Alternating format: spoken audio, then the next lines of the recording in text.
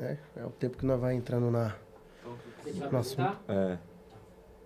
Quando quiser. Valeu. Meus irmãos, Pai do Senhor Jesus, hoje nós estamos aqui começando, né, esse novo projeto que é o Borges Cast. Estou aqui, graças a Deus, rodeado de amigos, né? Estou aqui com meu amigo. Melhor vocês se apresentarem aí para o pessoal conhecer vocês aí.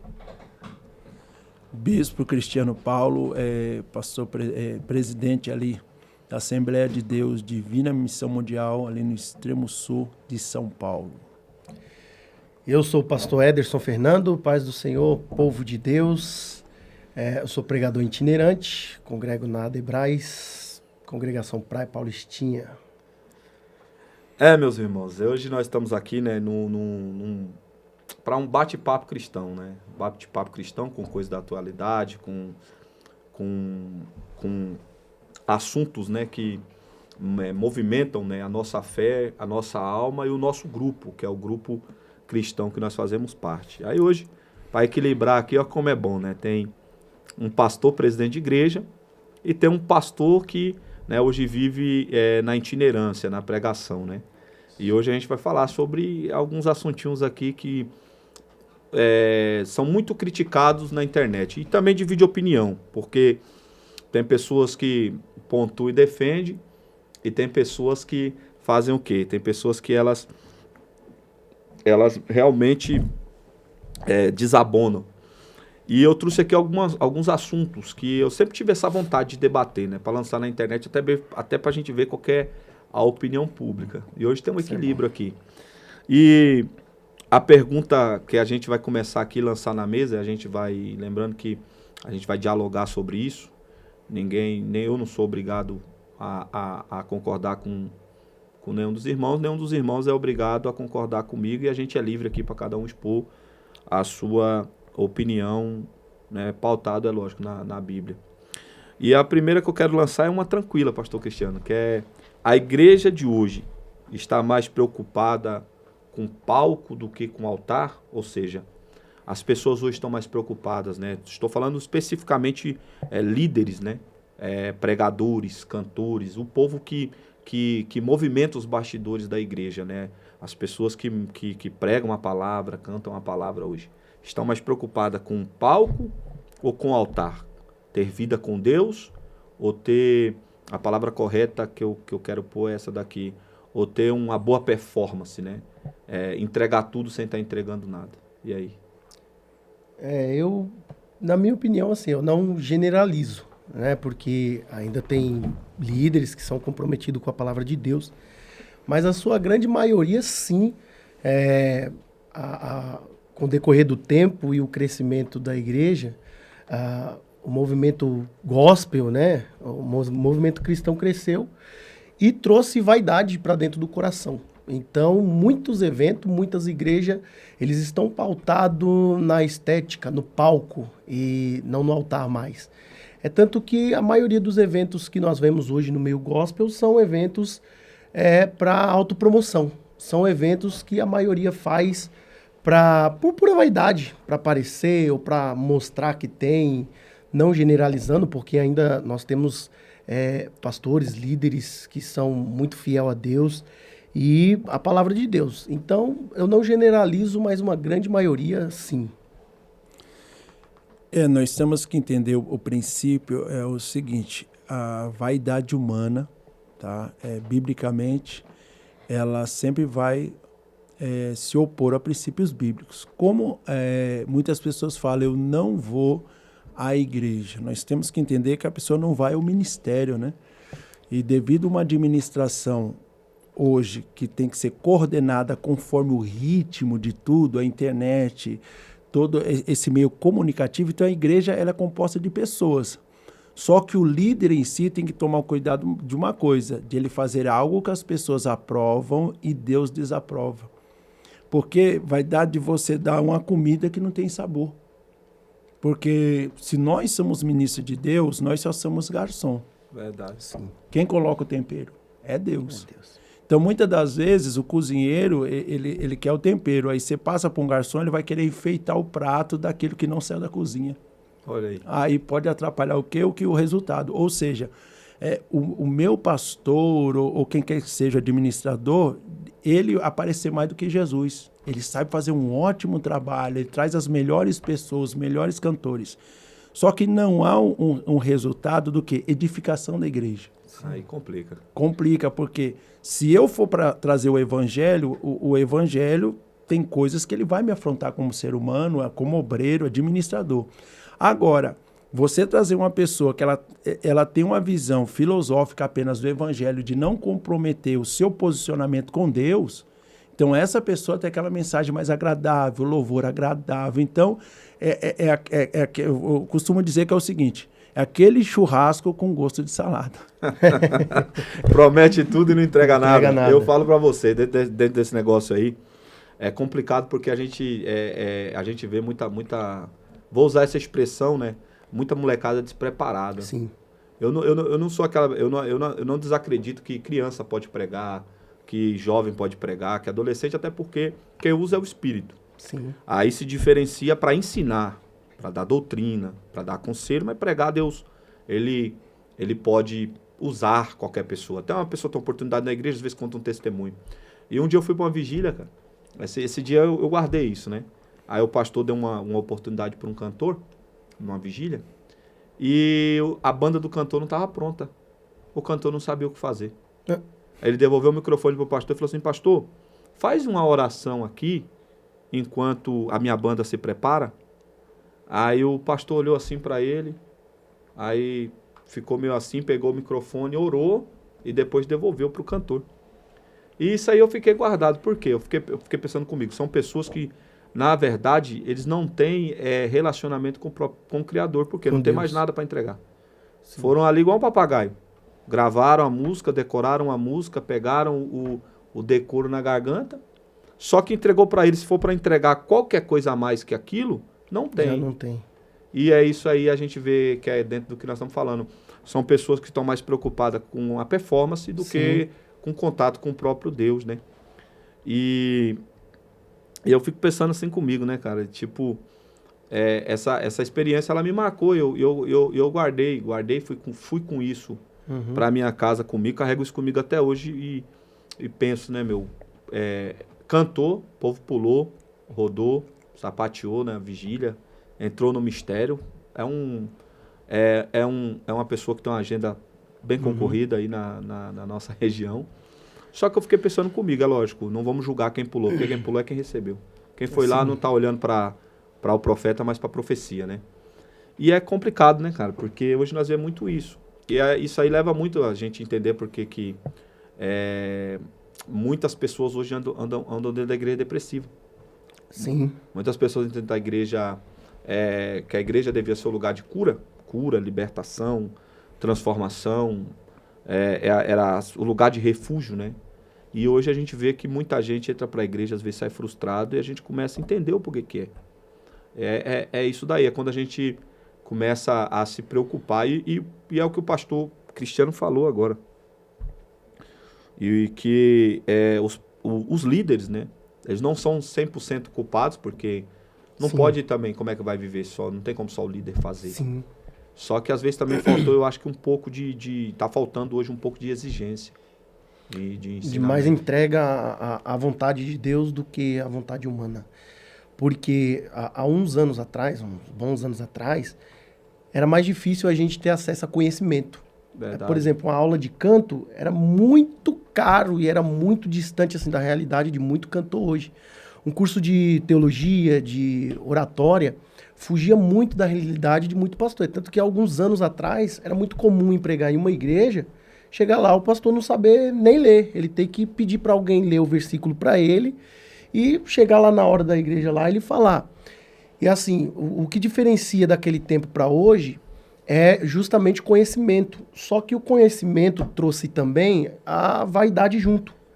Porque acaba que vai fazer um exemplo dessa história, o irmão foi cantar, o irmão tinha bastante técnica, tinha bastante conhecimento vocal, talvez, soubesse como ter uma presença de palco, mas na área espiritual já se vê que faltou. Então, o conhecimento trouxe um pouco dessa vaidade que nós temos hoje em muita igreja. porque a gente quer ir lá e quer desenvolver a nossa performance com as nossas técnicas que nós aprendemos. E às vezes até com as nossas performances e as nossas técnicas, nós acabamos errando. Então, talvez na visão de quem vai lá, eu vou lá porque eu vou gravar o vídeo, vai sair um vídeo bom, eu vou usar essa técnica, eu vou usar isso aqui. E talvez a gente estamos deixando um pouco de lado o ambiente espiritual. Então você está dizendo que... Peraí, deixa eu te interromper porque o gancho é forte. Então você está dizendo que muitos estão indo preocupados com close. Sim. Em dar close do que entregar a mensagem. Sim, sim. Sai preocupado com o vídeo. Sim. Com o corte. Do que com a vontade de Deus. Então eles não vão para lá falar o que Deus manda. Preocupado com o que o céu tem para entregar. Não, a maioria, não estou generalizando. Não, a gente não está generalizando não. Ainda tem homens de Deus compromissado, como nós estamos aqui. Eu acredito que hoje está uns 50-50 hoje. Pastor. Sim, uns 50-50. 50% do cenário. Mas por quê? Porque as pessoas buscam muita técnica, o jeito de falar, o jeito de fazer, o estudo não é pecado. Eu amo estudar, não é pecado. Buscar o aramaico, o hebraico, fazer a teologia, ter uma boa fala, saber cantar, tem que estudar mesmo, para você chegar lá e você saber falar, até porque o público da atualidade, vou usar o termo público para ter uma compreensão melhor, mas o público hoje em dia, eles exigem que você tenha um conhecimento para você falar. Então, se você chegar lá falando de uma forma diferente, alguém vai, criticar, enfim... Porque se tornou uma preocupação. Então, antigamente, não tinha uma boa leitura, não tinha uma teologia, não tinha uma aula de canto, às vezes cantava desafinado, mas a principal preocupação era agradar a Deus e Deus se manifestar no evento. Então, era um evento, uma festa pautada para a glória de Deus. Então, hoje a preocupação, vou pegar o gancho, não é agradar a Deus. Não. Então, se não querem agradar a Deus, estão querendo agradar homens? Agradar o homem. Uma vez, há uns dias atrás, eu ouvi um amigo dizer para mim assim, falar, rapaz, você quer crescer? Você quer se tornar um pregador famoso, estourar e viralizar e ter muita gente, bastante agenda? Fala o que o povo gosta. Porque se você falar uma palavra que o povo não gosta, se você trazer uma mensagem de confronto, o povo vai te rejeitar. O povo vai te rejeitar. Por quê? Não só os líderes, mas também o próprio público que está lá. Eles mesmos vão te rejeitar se você vir com uma verdade. Agora, eu fico imaginando assim, se a gente pegasse a preocupação da vida espiritual, uma vida no altar, de oração e de jejum, e fizesse uma junção com o conhecimento. Se a gente tivesse o mesmo temor que a gente tinha alguns anos atrás, a mesma necessidade de buscar Deus em tudo, porque antigamente até a roupa que a gente vestia, a gente se preocupava em Deus vai se agradar disso? Não, eu vou fazer o evento aqui, a cortina vai ser azul. Deus vai se agradar disso? Não, eu vou pregar essa mensagem aqui, é o que Deus quer para esse povo? Não, a gente está preocupado em se sair bem. Deixa eu fazer uma pergunta aqui agora, já que você falou sobre isso, sobre a preocupação até da cor da cortina, né?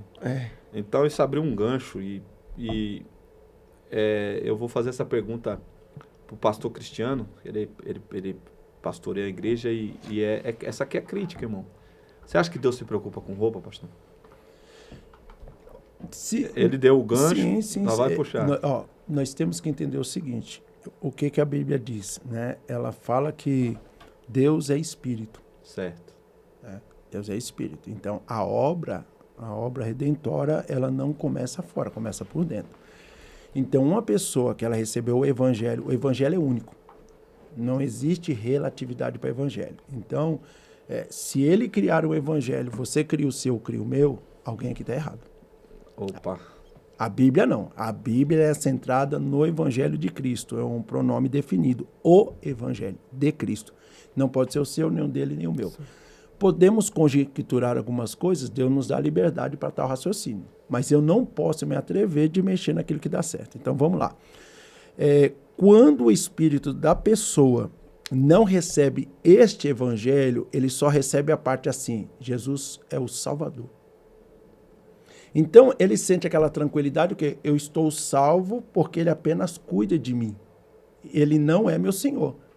Então, o meu corpo, ele vai ser uma vitrine. Agora, aonde está o pudor? Porque a Bíblia Sagrada diz para nós isso, se você pegar o Novo Testamento, o seguinte, que as mulheres santas se vestiam de uma maneira com pudor. Então, lógico, a cultura hoje pesa muito, hoje a psicologia, a neurociência entrou muito, a pessoa se veste daquela forma, teve um trauma, então precisa se apresentar mais bonita e tal. Mas nós estamos falando acerca de corpo, estamos falando do corpo da pessoa e o corpo de Cristo. Então, você tem que vir para cá entendendo o seguinte, é uma renúncia. Você pode se vestir bem, mas você pode se vestir mostrando as suas vestes sensuais? A sua voltura. Aí eu vou encaixar agora você mais polêmico, né? A gente é do meio pentecostal, eu sou do meio pentecostal, não sou neopentecostal, eu sou assembleano, né? Então, a gente é da Assembleia de Deus, é uma igreja pentecostal, né? Sim, tem um neopentecostalismo que vai ao extremo. A gente é mais um pentecostal, mais cuidadoso, né? Mais litúrgico. Mas eu vou, seja, dentro dessa pergunta, o senhor acha que quando os irmãos pregavam doutrina, que hoje mudou muito, né? Eu estou falando assim, o senhor acha que roupa de mulher, um exemplo, é saia e roupa de homem é calça? Ou porque tem igreja que ela proíbe? É doutrina mesmo da igreja. A membra, eu já fiz parte de igreja assim, hoje eu faço parte de uma igreja, de uma Assembleia de Deus que não tem mais esses usos e costumes, né? Que eu faço parte da Debrais. Só que tem Assembleias de Deus ainda que é doutrina. E tem igrejas pentecostais e neopentecostais que é doutrina. Que a mulher, o traje da mulher é saia. Só que tem mulher, cara, que se ela botar um vestido, ela chama mais atenção do que se ela botar uma saia. Tem mulher que ela vai ficar bonita de qualquer jeito. Sim. Tem mulher que ela nasceu e o corpo dela é um corpo chamativo, é um corpo sensual. Então, se ela botar uma saia, chama atenção. Se botar um vestido, chama atenção. Ou então, a única solução seria ela andar de burca. Só que aqui o Brasil é um país livre, então, graças a Deus, os homens não botaram a lei do Oriente nas mulheres aqui. Então, a pergunta que eu vou, dentro do que o senhor disse, Sim. o senhor acha que, um exemplo, que a mulher, a roupa dela é saia, ou somente saia, ou o senhor acha que não é o sentido de ser uma saia ou uma calça que faz a mulher estar vestida com pudor? Tá. Essa definição, a Bíblia, se você pegar as cartas de Paulo, vai falar que a pessoa ela tem que ter uma mente modificada. Então, certo. A mulher, o homem, ele conversa com os olhos. Verdade. O homem, ele conversa com o olho. Então, nós vemos que a esposa mesmo, quando ela se veste para ela ou para nós? Ela se veste para Tem nós. gente que diz que mulher se veste para mulher. Mas sim. Mas só que você vai ver, quando a sua esposa se veste, ela fala, como que eu tô, amor? É uma pergunta mesmo. Aí quando você não presta atenção, alguém fala, mas o outro lá nem me viu. Então são casos e casos. Verdade. Mas vamos para o nosso texto agora. Nós vamos saber o seguinte, não tem um modelo. Certo. Qual modelo? Aí você, aqui para ser salvo, porque aí nós já vamos... Então isso não influencia, agora que o senhor disse, isso não influencia em salvação? Não, você tem que ter o pudor acerca do quê? Do testemunho de quem está de fora. Foi o que Paulo falou para nós.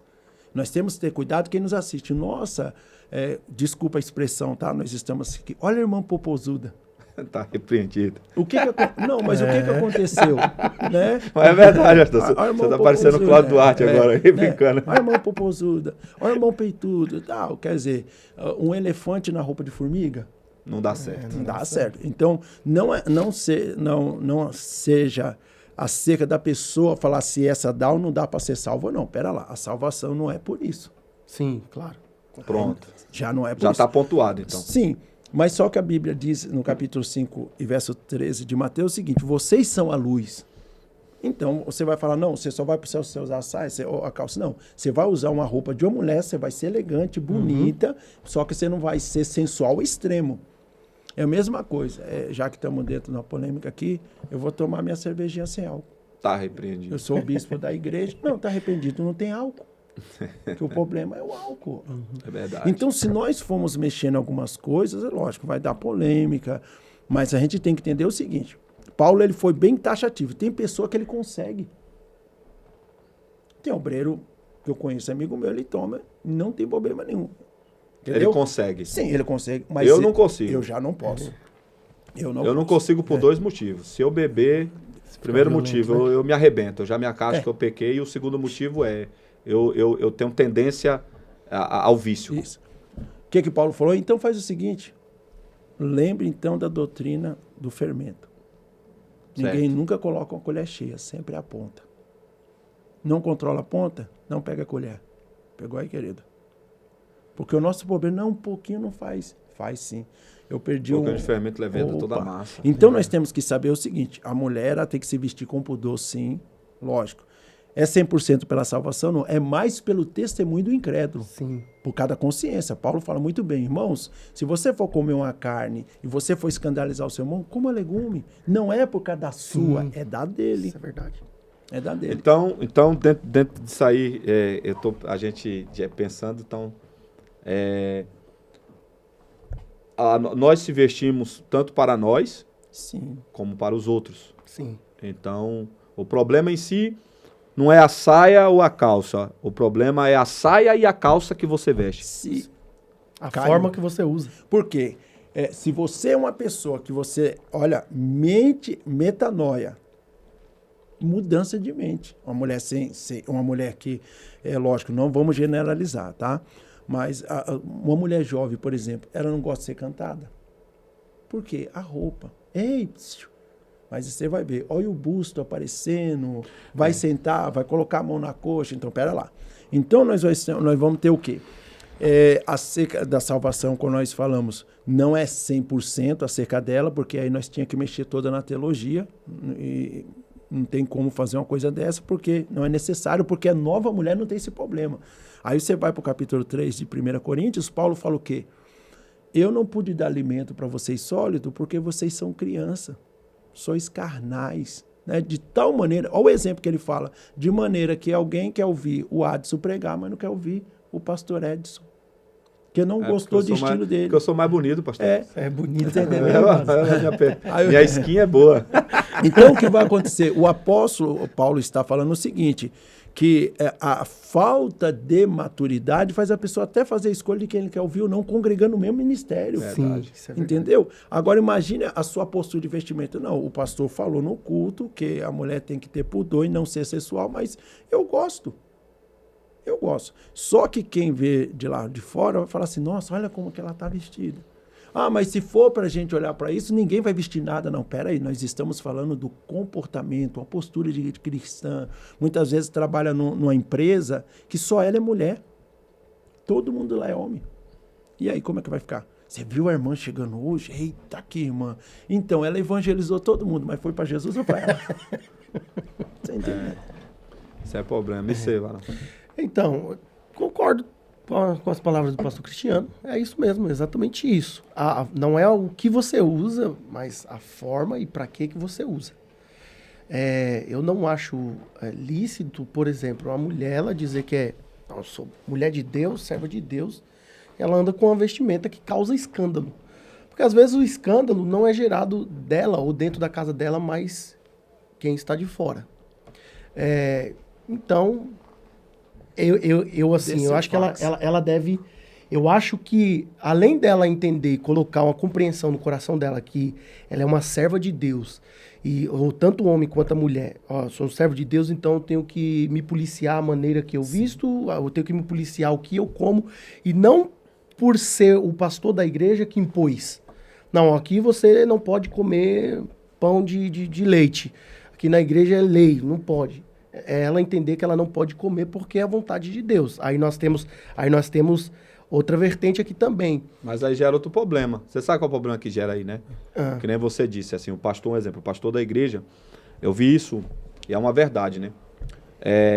Dentro do que você está falando, a Bíblia, ela diz que nós devemos obedecer à nossa liderança. Sim.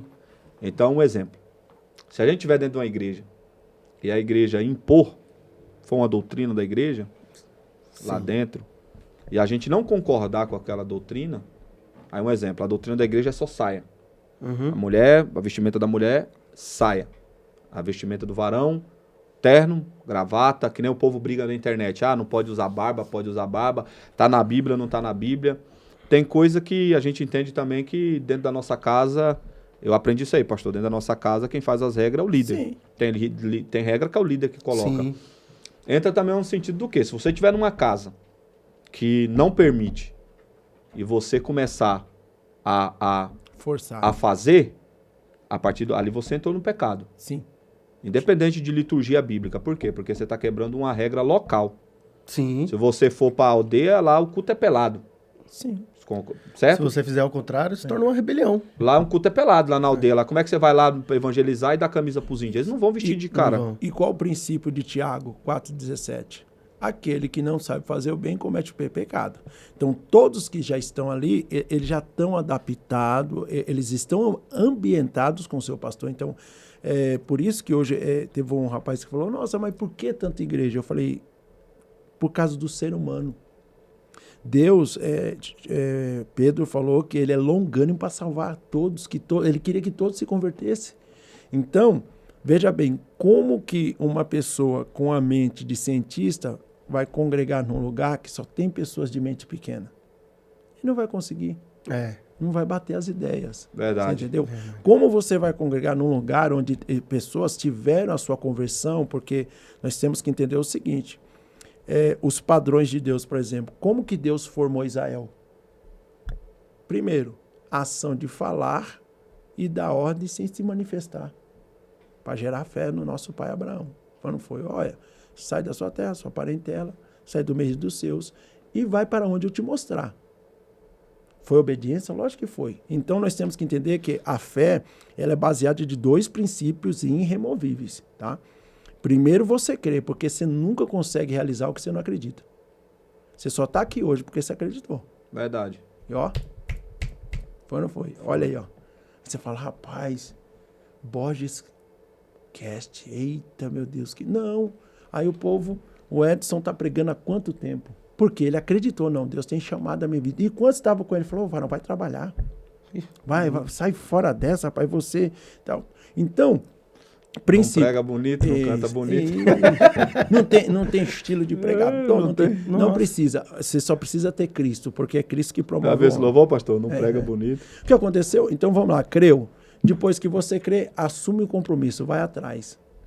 Aí Deus foi manifestando, aconteceu. Só que agora o evangelho é diferente. Quando Jesus vem, ele não vem para fazer. Ele vem para ensinar. Atos capítulo 1, verso 3. Ó, amado Teófilo, lembrando as coisas que Jesus não só ensinou, mas fez. Então, primeiro, já tinha a base da ação de Deus. Deus, ele realiza. Não é que Deus existe. Entendeu? Porque aí nós tínhamos que ir para outro assunto da caixa. Né? Você chamar Deus de criatura. Muitos falam, não, eu vejo Deus aqui. Não tem como você ver Deus. Você vê a ação dele, ele não. A ação de Deus. Porque ele é criador. Vejo Deus é só uma expressão, né? Sim, vejo Deus nesse negócio. Isso, eu vejo É só uma expressão. Sim, porque foi algo sobrenatural que Deus está fazendo para a glória de Deus. É uma teofonia. Sim, isso. Tá vendo Deus escondido. Sim. Entendeu? Então, o que vai acontecer? A partir daquele momento, ele sai, começa a acontecer através da atitude. Beleza, fé. Agora, com Cristo é diferente. Já tem a base proposta, Deus não vai mudar. Agora ele fala assim, quem crê e for batizado será salvo. E quem não crê já está condenado. Por quê? Você pode sair daqui, ter um infarto. Hoje existe agora o mal súbito. Então tem coisas que... Pronto, a casa de recuperação essa semana, onde eu trabalho. O rapaz ia se internar na terça. A mãe falou assim, não, meu filho, a mãe só pode te levar na sexta. Ele, mãe, me leva hoje. Eu quero ir para casa hoje. Ela não levou. Na quinta-feira ele teve overdose e faleceu. morreu. Se tivesse levado, o rapaz estava vivo. Estava vivo. Aí vem aquela incógnita, cadê Deus? Ué, mas... Então nós temos que entender esse posicionamento. Tem coisas, né, estabelecidas por Deus que nós temos que aceitar do método dele sem querer modificar. Do jeito que ele quer. Tá? Aí o Espírito Santo, qual é a função do Espírito Santo? É guiar. Romanos 8,14. Todos os que são guiados pelo Espírito, esses são os filhos de Deus. Então não é quem crê. Aí já tem um princípio bem mais além. Agora você vai ter uma conduta que não está dentro do seu GPS. Está dentro agora da ação divina de Deus te conduzir. Aí eu cheguei aqui porque eu lutei muito. Você não percebeu. Você só chegou aqui porque o Espírito Santo abriu o caminho. E te deu força. Entendeu? E a sua mente ela vai começar a fazer isso. Ó, uma codificação de aceitar um momento. Porque tem muitas vezes que Deus leva a pessoa, não é porque a pessoa tem aquele recurso. É porque a pessoa tem aquela promessa. José, quando Deus permite, o Potifar fala assim, olha, toma conta da minha casa. Tomou conta primeiro do cárcere, toma da casa de Potifar, quando o faraó fala, aonde acharemos alguém que tem um espírito dos deuses como ele? Chega um rapaz que não tinha faculdade de administração, nem de gerenciar a empresa, e foi para ser o quê? Governador. Então, isso que a gente tem que entender. Quando o Espírito te conduz, não significa que você tenha bagagem. É forte. Mas você tem inspiração para fazer. E dentro disso aí que você está falando sobre José, pegar o gancho aqui. Opa. Sabe o que é interessante? É que José chegou lá e tudo que ele tinha era um sonho e frustrações que eram as marcas que o sonho trouxe para ele. O sonho tirou dele a túnica e a casa do pai e o carinho do pai. Dentro da prisão, aí você pode ver que passaram-se praticamente 15 anos, José não fala mais que José sonhou. Só que dentro da prisão, a Bíblia diz que as pessoas ao redor de José começaram a sonhar. José não era mais o sonhador, mas as pessoas ao redor dele começaram a sonhar. E o que acontece? São 15 anos frustrado por causa de um sonho. Então, tem gente que ele tem a frustração negativa. Por quê? Porque ele acha que a bagagem é dele. E a frustração é negativa. E o que ele faz? Ele começa a usar a bagagem dele para tentar fazer aquilo que Deus não mandou. E aí por isso que muita gente hoje não crê em profeta, não crê em profecia, não crê em pastor, não crê na Bíblia. Por quê? Porque ele está pegando a bagagem dele e deixando a de Deus de lado. Se José, naquele dia, dentro da cadeia, ele pegasse a bagagem dele, ele ia dizer para aquelas pessoas assim, para aqueles dois caras que sonharam, o copeiro e o padeiro, esquece esse negócio de sonho, porque quem sabe de sonho está aqui. Só que José não fez isso dentro da cadeia, porque ele não deixou que a bagagem dele fosse na frente da bagagem de Deus. Sabe o que José fez, pastor? Entregou sonhos que iam acontecer em 3 dias, sendo que ele estava esperando dele há 15 anos. Agora, tá entendendo como que é o mistério? Agora, você quer ver? Esse é o propósito de Deus, Varão. Você quer ver outra coisa desse mistério aí? Forte. Olha lá, vamos lá de novo. Ó. Os que são guiados. Aqui vai dar bom. Ó, os que são guiados pelo Espírito, eles são filhos, né? Então vamos lá. José, ele teve um sonho ou ele teve uma revelação em sonho? Revelação em sonho. Uma revelação em sonho que a gente chama de um sonho profético. Isso. Porque aí nós Igual temos... o senhor contou para nós no carro hoje. Sim. Aí nós temos que entender o seguinte, ó. Tem coisa que você sonha que Deus pode permitir você cumprir. Mas tem coisas que Deus projeta através de você que ele precisa revelar para você. Jó 33, do versículo 13 ao 14, está escrito: Deus fala com o homem em sonhos quando lhe cai o sono profundo. Quando José cai no sono profundo, Deus estava dizendo, ó, você é a 11ª eleição dos eleitos de seu pai. Mas só que como eu sou Deus, antes que você nascesse, eu já tinha um projeto de liderança. Então, quem tem essa visão, por isso que ele tem um combustível dentro dele, que as pessoas falam, nossa, você quebra a cara, você levanta e cai. Qual é o combustível dele? O espírito, ele cai, mas ele se humilha. Ele fala assim, Senhor, eu creio no Senhor, o Senhor vai me levantar. O Espírito Santo de Deus, qual é a função dele? Consolador. Ele consola porque você e eu falho, ele também. Então, o ser humano de natureza humana, a tendência a Deus é enclausular as decepções e querer parar. Só que como ele se humilha para Deus, e o gostoso diz que a Bíblia diz assim, ó, quem se exaltar vai alcançar o que de Deus? Nada. A rejeição. Ele diz que ele resiste ao soberbo e dá graça ao humilde. O que é resistir, varão? Resistir ao quê? O humilde, ele vai chegar e vai fazer uma oração uma vez, um pedido. A gente olha para a simplicidade. Foi que nem ontem na igreja que a gente foi. O pastor olhou e falou assim, você é uma pessoa simples. Às vezes, pela simplicidade, a gente ganha o desprezo do homem. Sim. Mas a gente ganha a porta aberta de Deus, pastor. E o soberbo, Deus resiste. O que é resistir? É aquele filho maligno que você tem dentro de casa. O menino exemplar chega, pede o carro a primeira vez, você sabe que ele não vai zoar, não vai dar cavalinho de pau, não vai voltar bêbado, pega o carro. O outro que você sabe que é mais coisado, você já pensa duas vezes, ele tem que vir em você, tem que ir na mãe, tem que chorar, tem que dizer, você não confia em mim, você isso, você aquilo. Então é isso. Quando a Bíblia diz que Deus resiste ao soberbo, não está dizendo nem que Deus não vai dar. Está dizendo que o soberbo vai demorar mais tempo para conquistar do que o humilde. Porque o ele humilde vai ter que bateu na aprender. porta uma vez, benevolência. O humilde bateu na porta uma vez, graça. O humilde bateu na porta uma vez, resposta. Pastor, dentro disso que o senhor que nós puxamos aqui agora, eu vou entrar que veio aqui. Por que que hoje eu gosto de começar do Edson para jogar pro senhor, que vem do pregador, é o profeta e o pastor, é João e Pedro. Por que que hoje em dia a gente vê na internet tanta crítica para os dons espirituais dentro da igreja? Que o senhor acabou de falar do sonho profético, né, de um sonho, ou foi um sonho, ou foi uma revelação em sonho. Então, mas isso abrange muito hoje, já entrando nesse gancho. Por que que hoje, que nem as pessoas, elas têm tanta resistência às coisas espirituais? O que será que mudou? Quais que são os pontos que você acha que a igreja, vou falar nós porque nós somos o povo pentecostal, a gente que é o povo do mistério, do deplá, do deplô e pai pum. Começa por você, o que você acha, meu amigo? Então, eu falei no começo que o avanço do conhecimento fez com que as pessoas se esfriassem muito. Certo. Então nós temos essa junção. Não é pecado ter o conhecimento. Mas o conhecimento, ele gera uma autoconfiança nas pessoas.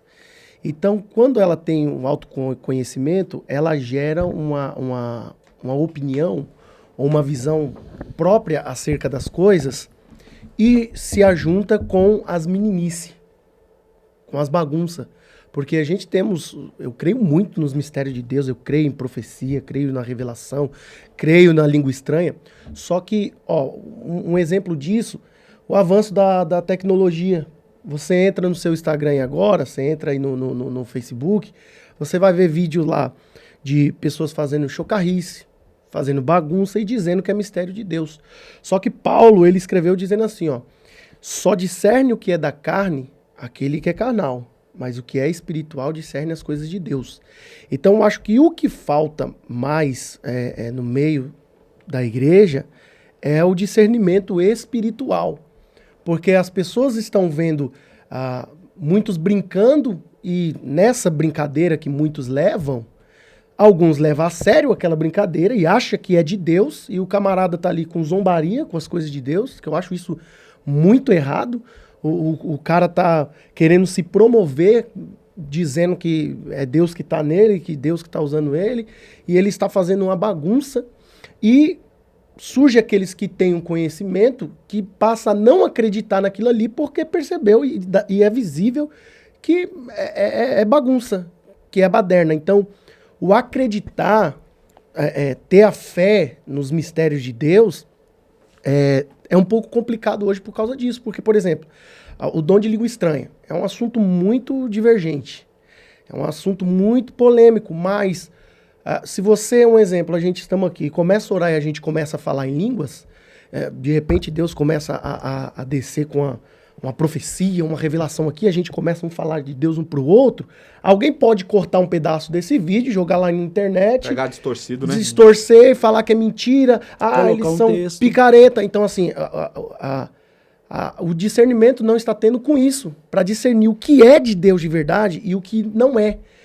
Porque, assim, tem muita coisa que não é de Deus e quem olha acha que é de Deus. E tem muita coisa que é de Deus e tem gente achando que não é. Você quer ver uma coisa que balançou muito a igreja, cara? Que, tipo assim, hoje desacredibilitou?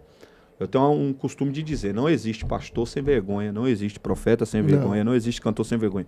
Existe sem vergonha dizendo que é cantor, sem vergonha dizendo que é profeta, sem vergonha dizendo que é pastor. Sim. Quem é pastor é pastor. Quem é adorador é adorador. Quem é profeta é profeta. O que aconteceu muito também, meu amigo, é que hoje a profecia ela ficou descredibilizada porque a turma hoje da profecia se tornou a turma do Pix. Sim. Coisa que a gente não vê dentro da Bíblia. Por quê? Dentro da Bíblia era o contrário. Os profetas, quando entregavam a profecia, não pegavam o ouro e a prata depois. Sim, verdade. O profeta, quando entregava a profecia, eu vou dar o exemplo, que é o caso mais conhecido, que é o caso de Eliseu. Quando ele foi lá, entregou a profecia para Naamã. E mandou Naamã pular no rio.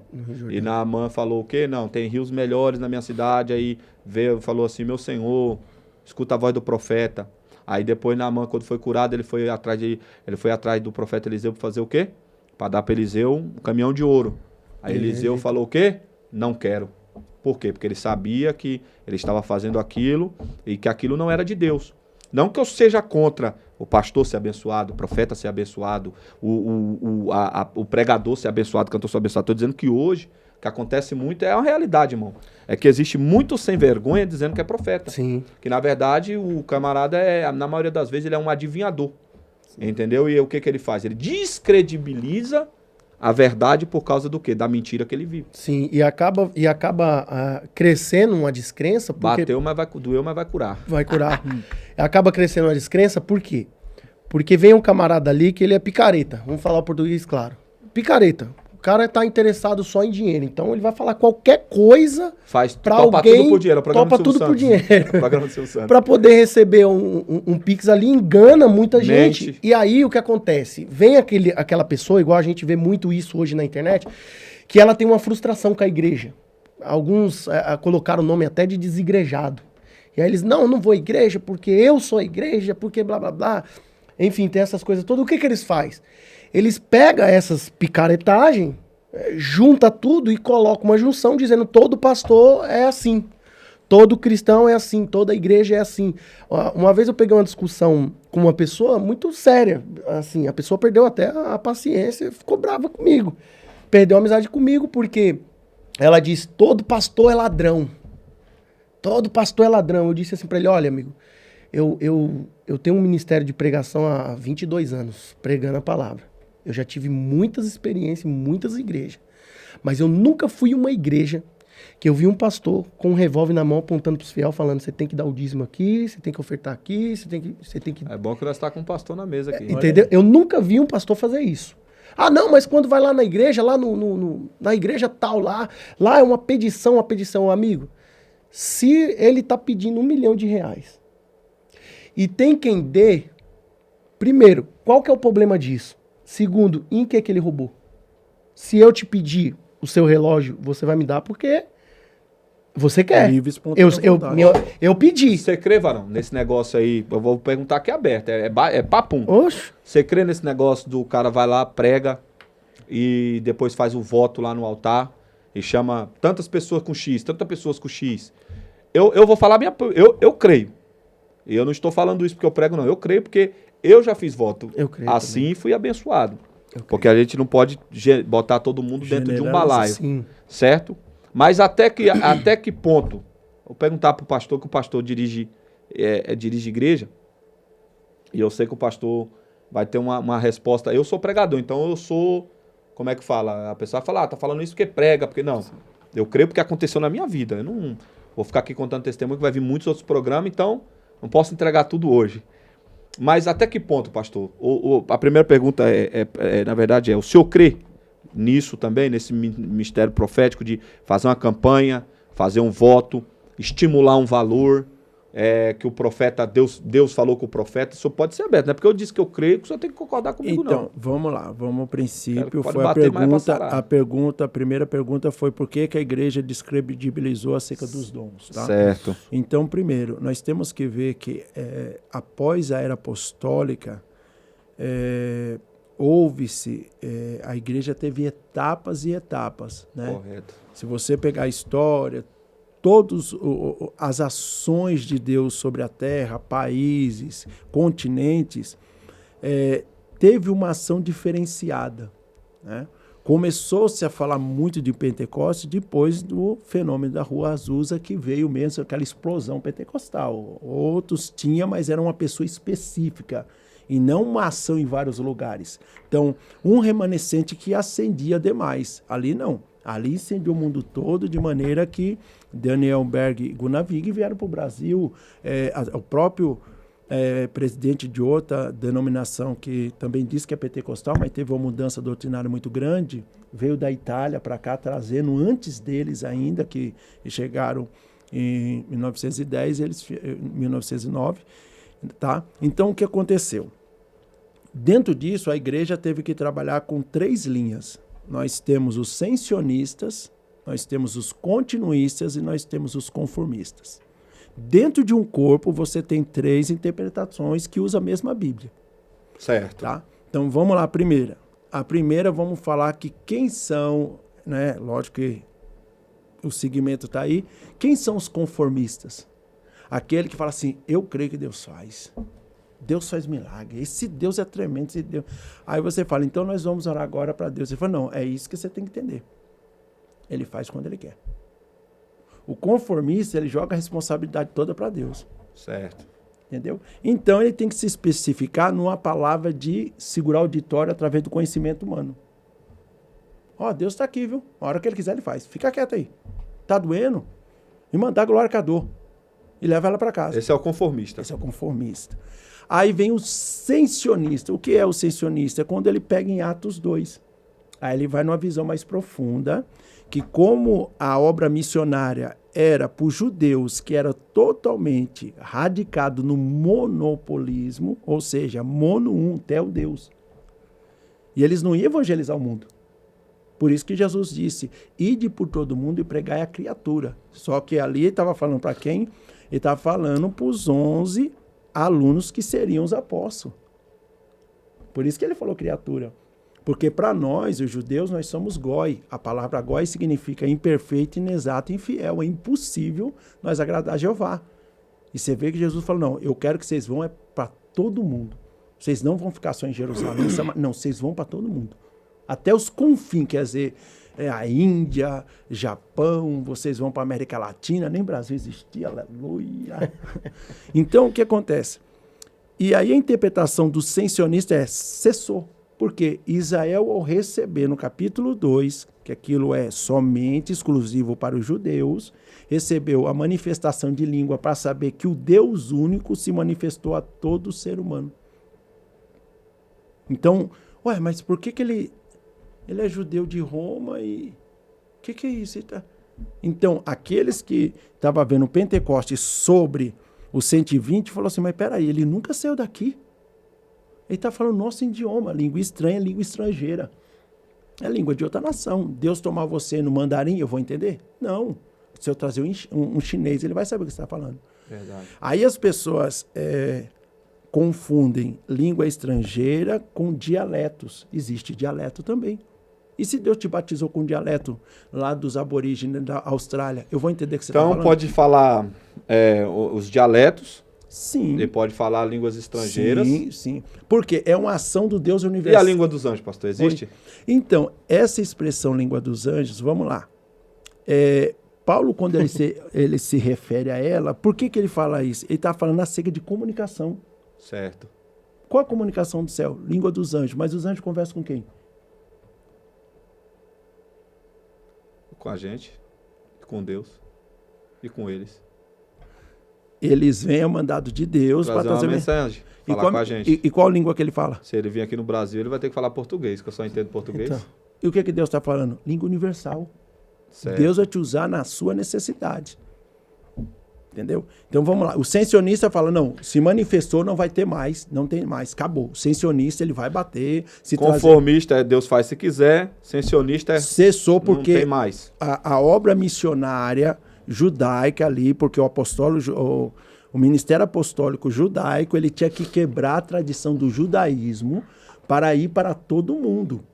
Então, a manifestação ali é para que todo judeu radicado em Cristo tinha que sair da fronteira. Porque o sonho de Israel é só salvar Israel. O que é isso? Uma visão que ela é limitada. Capítulo 1.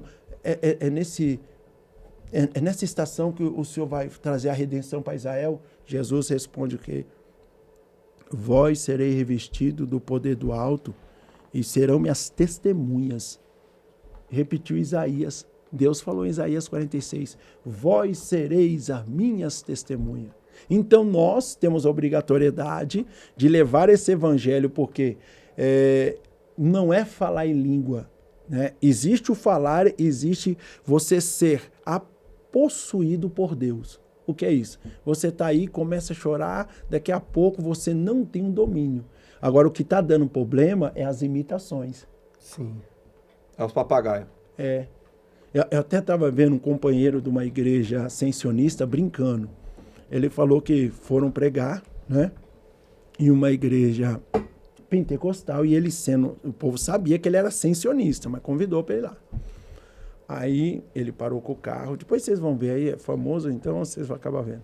E ele disse que o irmão parou o carro em frente da igreja pentecostal. E o irmão pregando, disse que nada aconteceu. Quando ele olha lá do altar, o que acontece? A mala do carro ia cair. Aí ele gritou pro porteiro, olha que a mala cai. Aí todo mundo, oh, glória, aleluia. Entendeu? Quer dizer... Olha que a mala cai. Aí diz que o povo se avivou e foi aquele culto. Quer dizer, o que ele está dizendo ali? Que muitas das vezes o que se pensa que é um avivamento é apenas uma emoção produzida por um avivalista que não tem mensagem. Entendeu? Então, o ascensionista é isso. Agora tem o terceiro povo, né, que nós acreditamos, eu creio que os senhores fazem parte dele, como eu, dos continuistas. Aí aonde que a gente tem base para isso?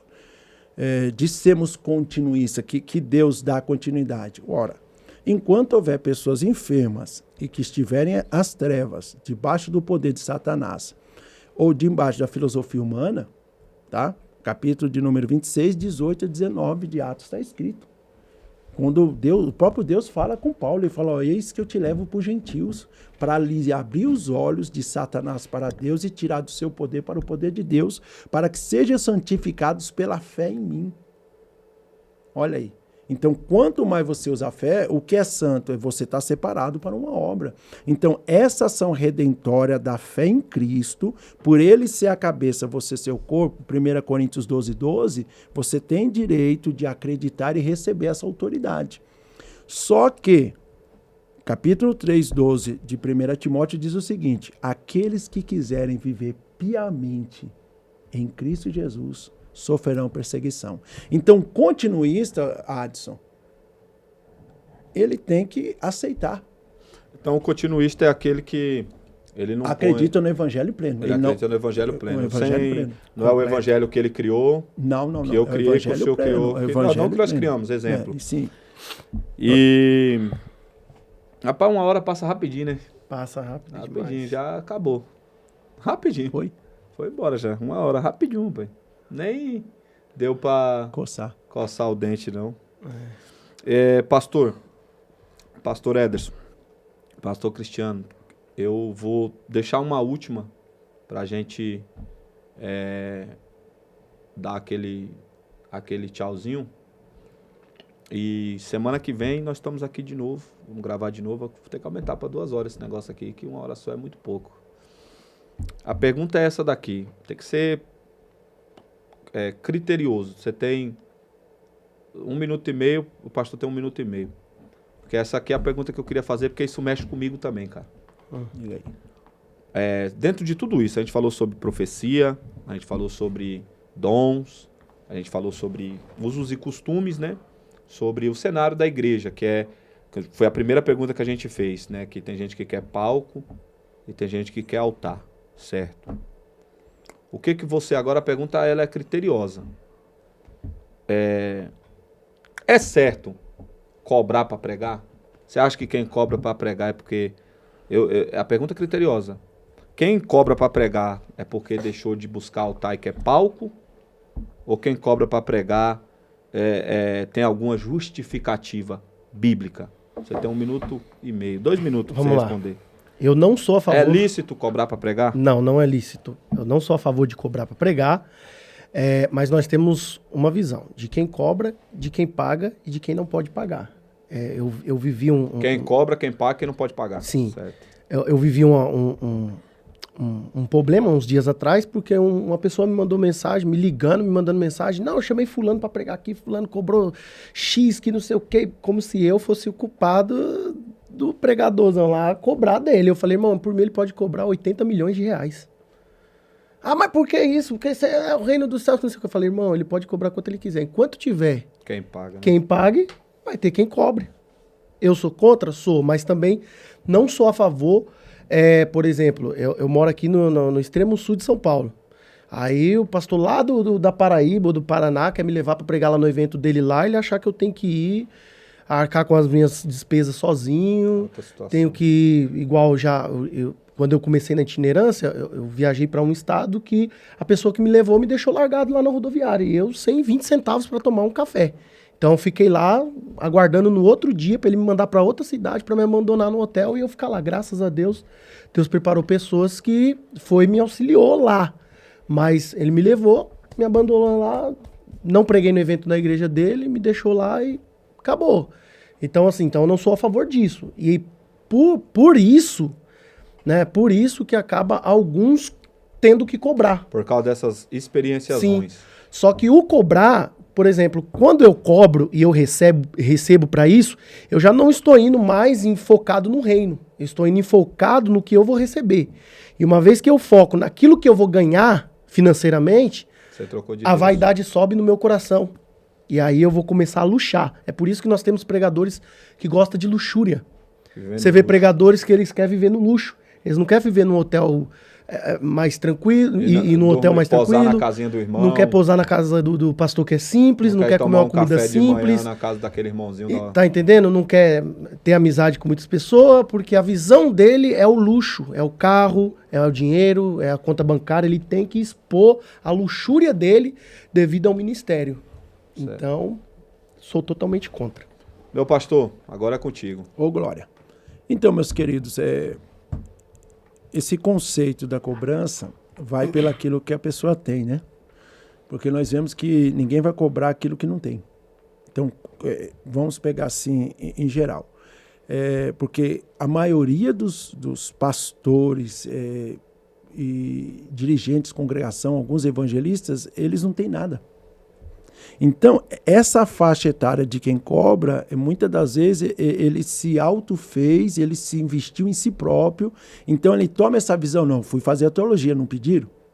Ah lá, eu fui fazer o grego, fui fazer o hebraico. Então, na mente dele é o seguinte, quem trabalha é digno do seu salário. Sim. Então, por eu ter me formado para fazer o que eu faço, eu vou cobrar o preço que eles querem pagar, como ele acabou de falar. Então, você vai numa determinada igreja... Se pagar bem, se não pagar... É isso, eu não vou. É o que eu falo acerca da amizade, né? Eu já, em vez em quando, eu faço a itinerância, né? Mas não como antes. Mas eu nunca fiz 30 anos pregando, eu nunca cobrei, nunca. Uma que eu falo, pastor, o que o senhor necessita, eu necessito. E o Deus que cuida do senhor, cuida de mim. Né? E graças a Deus já viajei para vários estados, já fui fora do Brasil. E da mesma maneira, Deus nunca deixou faltar nada. Nunca deixou. Já teve alguns infortúnios de pessoas maliciosas fazer, pega você, esfola o pregador, porque pega você pregar à noite, você prega na consagração, de manhã, leva para pregar à tarde e o culto à noite. Aí, quando você está querendo ir deitar, ainda fala assim, tem gás, para você pregar na vigília, aleluia.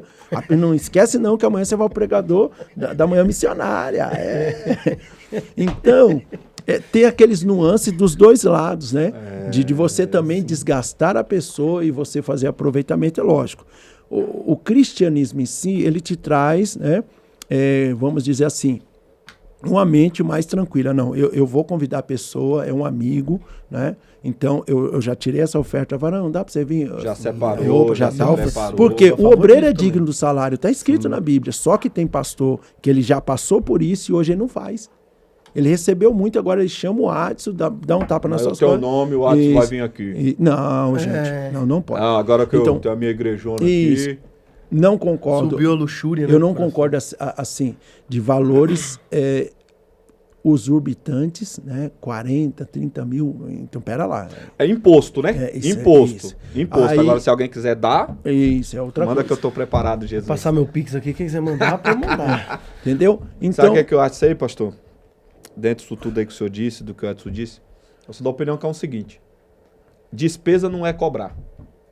Não, lógico que não. Então, e tem outra coisa que eu concordo que o senhor disse, o combinado não sai caro. Não sai caro porque Jesus falou da vinha, que ele mandou os trabalhadores. Então, é um trabalho, mas é para o reino de quem? De Deus.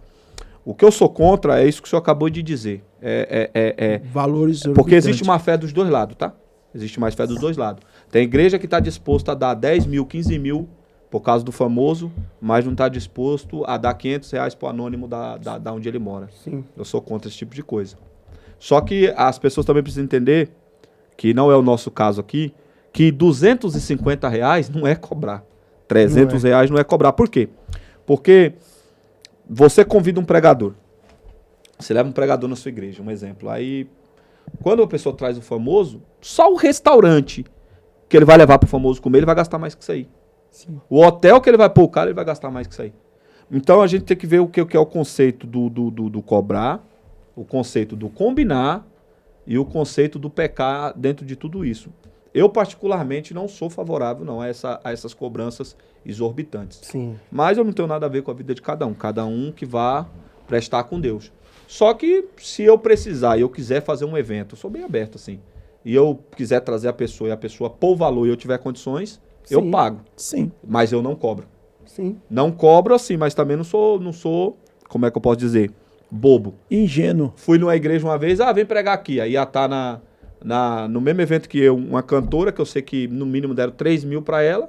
Aí o pastor me deu, no dia que foi R$ 300.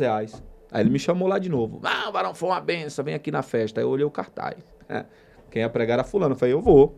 Aí o senhor dá a mesma oferta que o senhor vai dar pra ela, pra mim. Tá certo. Outro dia me ligaram, mesma situação. Vem aqui que fulano de tal ia pregar aqui e fulano não vai vir. E Deus tocou em meu coração que é você. Eu fui. Fulano, no mínimo, eles iam dar uns R$ 3.000 pro fulano. Aí quando acabou o culto, o pastor veio, me deu, acho que foi R$ 400. Não tô falando do valor. Uhum. Aí Da consideração. me ligou de novo. Sim. Na mesma situação. Ô, fulano, eu falei, ô pastor, eu vou. Só que aí o senhor faz o seguinte, o senhor dá a oferta que o senhor ia dar pra ele, pra mim. Desligou o telefone. Eu já vivi Não isso. foi mais, mano. Já Pronto. vivi isso. Gente, então hoje é o primeiro Borges Cast, é ao vivo, acontece essas coisas.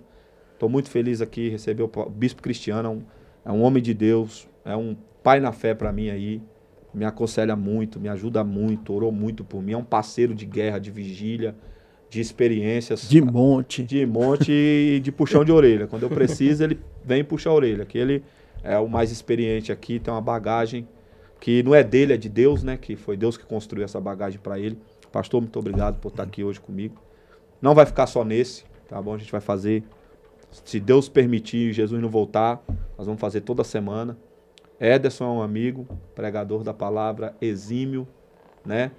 E você que está assistindo aí, irmão, segue aí nosso canal, segue a gente lá no Instagram, que é @podcast do Borges, tá bom? Segue o Ederson, pastor Ederson Fernando no Instagram, e o pastor Cristiano, é Cristiano Paulo, né? Isso, Bispo Cristiano Paulo. Bispo Cristiano Paulo lá nas redes sociais também. Tá bom, irmãos? Temos o canal no YouTube, que é o Borges Cast, e também temos o canal no nosso TikTok lá. Que Deus abençoe cada um de vocês aí. Muito obrigado e até a próxima. Ô, glória. Oh, glória. Fechou. É muito pouco